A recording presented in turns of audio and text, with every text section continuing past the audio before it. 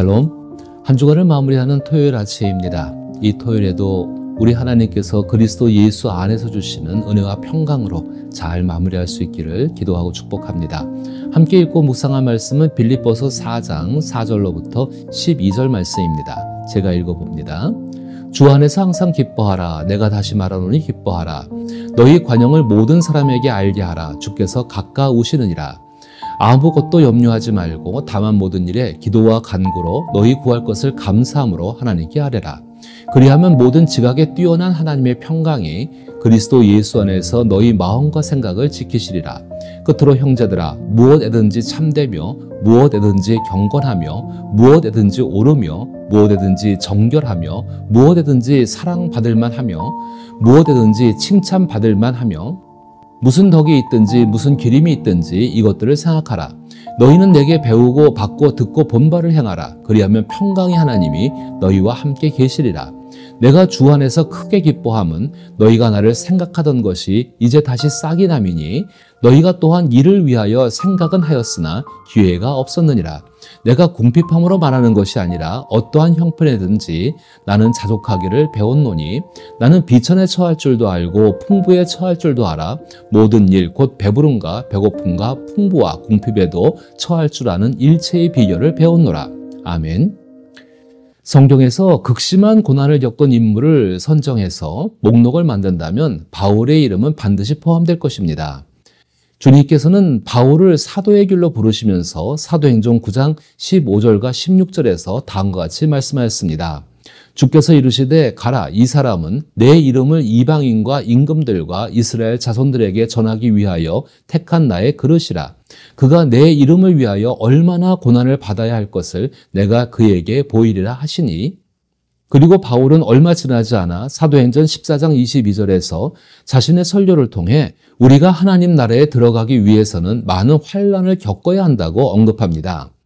제자들의 마음을 굳게 하여 이 믿음에 머물러 있으라 권하고 또 우리가 하나님 나라에 들어가려면 많은 환난을 겪어야 할 것이라 하고, 또한 바울은 여러 교회에 편지를 보내며 자신이 겪었던 고난을 6차례나 걸쳐 언급하고 있습니다. 그가 나열한 목록을 종합해보면 굶주림, 투옥, 배신 등 신체적, 정신적, 영적 고난이 포함되어 있습니다. 바울은 자신이 40에서 하나 감한매를 5번이나 맞았다고 언급하며 그가 겪은 가혹한 고난에 대해 이야기합니다. 이러한 고난에 대한 기억은 결코 잊혀지지 않습니다. 사도 바울은 고린도 후서 11장 24절부터 28절에 걸쳐 잊을 수 없는 고난의 목록을 나열하고 있습니다. 유대인들에게 40에서 하나 감한매를 5번 맞았으며 3번 태장으로 맞고 1번 돌로 맞고 3번 파선하고 일주야를 깊은 바다에서 지냈으며 여러 번 여행하면서 강의 위험과 강도의 위험과 동족의 위험과 이방인의 위험과 시내의 위험과 광야의 위험과 바다의 위험과 거짓 형제 중에 위험을 당하고 또 수고하고 애쓰고 여러 번 자지 못하고 줄이며 목마르고 여러 번 굶고 춥고 헐벗었노라. 이와 같은 일은 고사하고 아직도 날마다 내 속에 눌리는 일이 있으니 곧 모든 교회를 위하여 염려하는 것이라.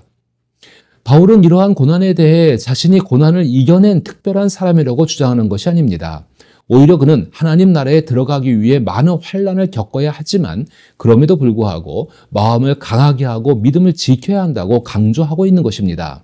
이 믿음은 하나님의 아들 예수께서 우리에게 오신 이유가 인간의 고난을 피하게 하기 위함이 아니라 우리의 고난이 주님의 고난과 같아지도록 하기 위해서라는 것입니다. 예수님은 죽기까지 고난을 받으셨고 그로 인해 우리는 언제든지 예수님을 생각하고 감사하며 사랑할 수 있습니다. 따라서 바울의 행동은 단순히 고난이 없는 상태가 아니라 하나님의 임재를 간절히 구하는 것이었습니다. 이러한 믿음 덕분에 바울은 모든 역경을 이겨낼 수 있었습니다. 실제로 바울은 고린도후서 1장에서 아시아에서 겪은 고난에 대해 이야기하며 그 고난이 얼마나 심각했는지 심지어 생존의 희망마저 끊어질 지경에 이르렀다고 전합니다. 그러나 이러한 어려움이 발생한 이유는 우리가 스스로를 의지하지 않고 오직 죽은 자를 다시 살리시는 하나님만을 의지하도록 하려는 하나님의 뜻이었다고 설명합니다. 바울의 의도는 고린도후서 1장에서 언급된 모든 환난 속에서 우리를 위로하시고 그 위로를 통해 다른 환난에 처한 이들을 능히 위로할 수 있도록 하려는 것입니다. 따라서 바울이 이러한 어려움에 대해 어떻게 대처했는지를 이해하고 싶다면 사도가 시험과 환난을 겪은 이들을 어떻게 위로했는지를 살펴볼 필요가 있습니다. 그 위로는 빌립보서 4장 6절과 7절에서 언급된 모든 지각을 초월하는 하나님의 평강에 있습니다. 아무것도 염려하지 말고 다만 모든 일에 기도와 간구로 너희 구할 것을 감사함으로 하나님께 아뢰라. 그리하면 모든 지각에 뛰어난 하나님의 평강이 그리스도 예수 안에서 너희 마음과 생각을 지키시리라. 바울이 언급하는 하나님의 평강은 두 가지를 의미합니다. 첫째로 내면의 고요와 균형을 유지하는 방법을 뜻합니다. 이는 빌립보서 4장 11절과 12절을 통해 구체적으로 확인할 수 있습니다. 내가 궁핍함으로 말하는 것이 아니라 어떠한 형편이든지 나는 자족하기를 배웠노니 나는 비천에 처할 줄도 알고 풍부에 처할 줄도 알아 모든 일 곧 배부름과 배고픔과 풍부와 궁핍에도 처할 줄 아는 일체의 비결을 배웠노라. 이 말씀의 핵심은 어떤 처지에 있든지 간에 자신을 변함없이 유지하겠다는 고백입니다. 어떤 상황에서도 한결같음을 유지할 수 있다는 것은 내면에 깊이 자리 잡은 견고한 평안함을 의미합니다. 누구나 내면의 평안을 원하지만 우리는 그 평안을 얻기 위해 무엇과 싸우고 있는지 돌아볼 필요가 있습니다. 끊임없이 날아오는 청구서, 일터에서의 경쟁, 괴롭히는 상사, 언제든지 위협이 될 수 있는 사람들, 그리고 원하는 사람들을 만나거나 만나지 못하는 상황 등이 있을 수 있습니다. 이러한 상황 속에서 우리의 마음은 흔들리기 마련입니다. 그러나 바울은 고문과 죽음을 맞닥뜨리고 있었습니다. 편지를 쓰고 있는 순간에도 그는 감옥에 갇혀 있었습니다. 그럼에도 불구하고 사도 바울은 나는 그런 상황 속에서도 미소를 지을 수 있는 비결을 배웠습니다 라고 말하고 있는 것입니다. 이런 바울의 고백을 살펴보면 바울이 본래 터프하고 쿨한 사람이라 고문이나 죽음 앞에서도 미소를 지을 수 있다고 말하는 것이 아닙니다. 이는 태생적으로 강철 같은 기질을 지닌 덕분에 누리는 자기 평안에 불과합니다. 일종의 재능이라고도 할 수 있습니다. 사람은 재능을 가지고 태어날 수도 있고 그렇지 않을 수도 있습니다. 그러나 바울은 그렇게 말하는 것이 아닙니다.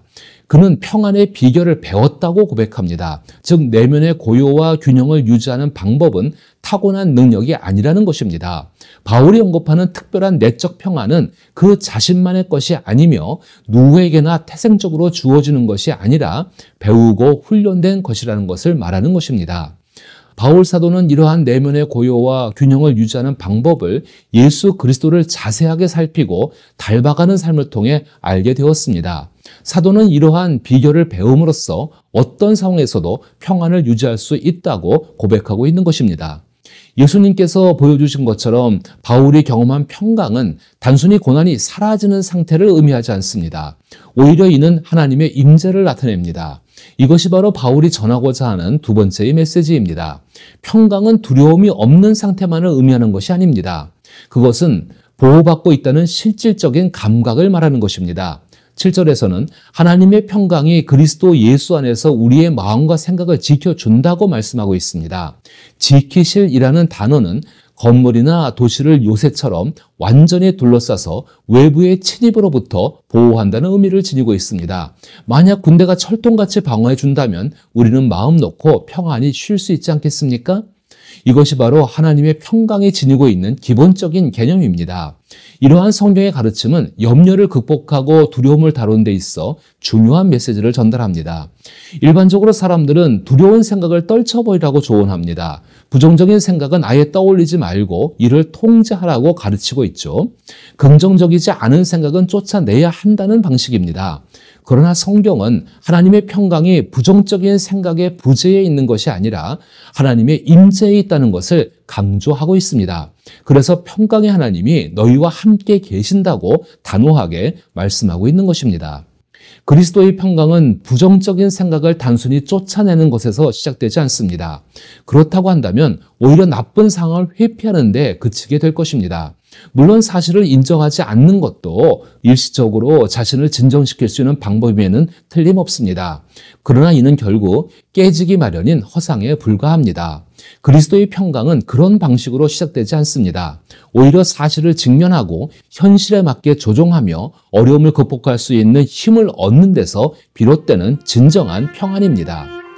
우리는 하나님의 평강을 누리며 살아가기 위해 예수님이 보여주신 예수님의 생각, 예수님의 감사, 예수님의 사랑을 통해 배우고 훈련해야 합니다. 그렇게 함으로써 예수님과 사도들, 많은 제자들처럼 고난 속에서도 예수님을 닮아가며 고난을 겪는 이들을 위로하고 세워줄 수 있습니다. 주일 예배를 통해 이러한 내용을 조금 더 구체적으로 나누고자 합니다. 고난 중에 우리가 꼭 나가야 할 곳은 하나님께 예배하고 말씀을 들을 수 있는 장소여야 합니다. 내일 주일 예배가 하나님의 평강을 얻는 귀한 시간이 되기를 축복하며 기도합니다.